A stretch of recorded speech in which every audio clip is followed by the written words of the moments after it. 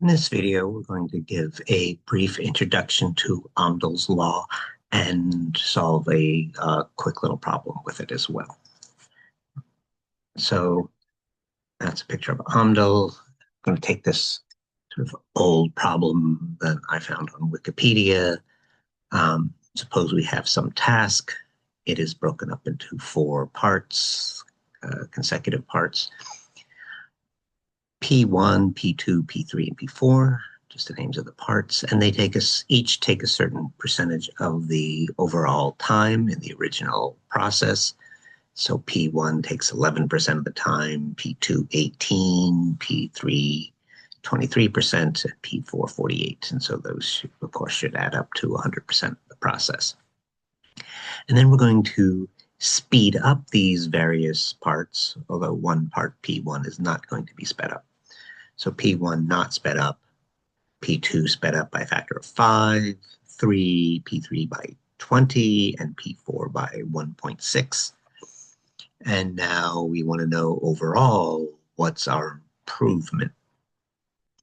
So we're going to first work with the time it takes, and then we're going to sort of flip it upside down and talk about the speed. Okay. So the original time was divided up into those percentages, 11%, 18%, 23%, 48%. And so we're just going to imagine there's whatever time it took, we're going to just call that our time unit. So the original process takes a time unit of 1, because we're interested in a ratio. So it doesn't matter how long it takes. So we're just using this as our unit. All right. Now we're going to figure out the improved time. So the 11% is divided by 1, it is not improved. But the 18% is divided by 5. We're going to do it in 1/5 of the time because we're doing it 5 times faster. So that, again, that part of the process, that 18% of the process, P2, we are doing 5 times faster. So it's going to take us 1/5 of the time. The 23%, we're going to do 20 times faster or do it in 1/20th of the time. The 48% of the process P4, we are going to do it 1.6 times faster, or we're going to do it in divide by 1.6 the time. So we take our fractions of each part and divide it by our speed up factor, and that gives us our new time. So compared to 1 unit of time, we are now doing it in 0.4575 approximately time. Okay. So again, now let's turn it into a speed. So originally we were doing 1 task per unit of time. So 1 task over, so our original speed was 1 task per unit time. But now we are performing 1 task in a new time in 0.4575 units of time. And so we take that time that we had on that previous slide, and now we're going to put it in the denominator. So we make a reciprocal, and our numerator is 1. So we're just going to sort of ignore it and sort of take this new time and raise it to the -1. Basically put it in the denominator with a numerator of 1. Okay. And then we're going to simplify the problem even more and talk about parallelizing a problem. Parallelizing a problem. So imagine we have some process, and we're just going to break it into 2 parts.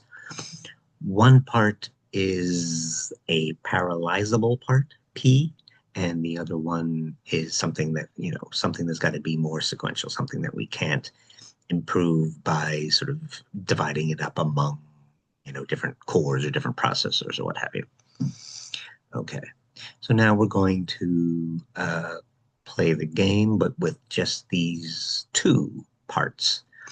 So one part is P, the parallelizable part. So that is some fraction, some percentage. And then, of course, the part that's not parallelizable is 1 minus P. And then 1 minus p, the non-parallelizable part, is not improved by dividing it up among many cores, or it can't be divided among many cores. But the percentage p can be improved, and it will be improved by the number of processors or the number of cores that we're going to use. And as we did before, this will give us the sort of improved time, and then we'll take the reciprocal of that to do the speed. And so that's it. That's our basic calculation. And then if we want to go into the extreme limit, we will take n to sort of to be very large, to approach infinity, and say, what's like the maximum amount of improvability if we just keep adding more and more cores. So then if we take n to infinity, that p on n sort of disappears, goes away in the limit, and then we're just left with 1 minus p on 1, the sort of the non-parallelizable part, and then we take the reciprocal, so it's just 1 divided by 1 minus p. So if the process is 90% parallelizable, then the part that's not parallelizable is 10% or 0.1, and then we put that in the denominator, and we can get up to 10 times faster. And so then this gives us a limit on if we can identify the part of a problem that's parallelizable and not parallelizable. We can get a limit on the improvement factor of improving it. And problems that are very much improved sometimes go by the name of embarrassingly parallel problems. So like in early days of like parallel computing, people would invoke Amdahl to say, this isn't much of an improvement, but there are problems in the world where you're doing lots of the same thing to a large amount of data, and then they are sort of greatly improved because the bulk of the work is then parallelizable. All right, so let's look at just a quick little problem. So what I want to do, just make it a little bit bigger. There we go. Okay, so let's just do a calculation. Put in some specific numbers. We have code. It's 72% parallelizable. However we figure that out, we don't know. We're given it. Then what is the speed up factor if you choose 2 cores, 4 cores, an infinite number of cores? Okay. So we're going to start with our time. We have the 1 minus p, and that'll be 1 minus 0.72. That's the part that is not parallelizable, and that gets divided by 1, if you will. I'll just, for symmetry looking purposes, I'll divide it by -1, though that doesn't do anything. And then the part that is parallelizable, the 0.72, gets divided by, in this first case, I'm splitting it up among 2 cores. And so then this is the new time, and then I will raise that to the -1.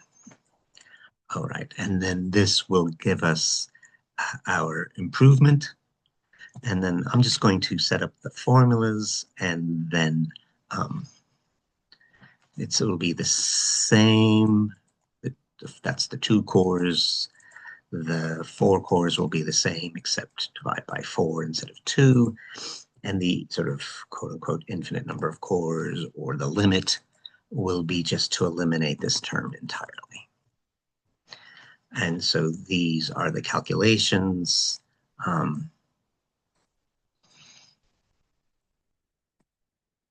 That's not the browser I wanted. Here's the Wikipedia's Amdahl's law. Here is that problem, the 11%, 18%. That is what I was presenting in the, and I can use can, of course, pull out a calculator, but I can also use sort of Google to be my calculator. So the first one was a 1.56 improvement with 2 cores.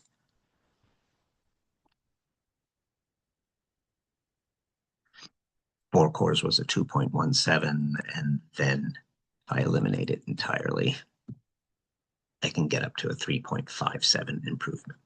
So that's what I wanted to show in this one.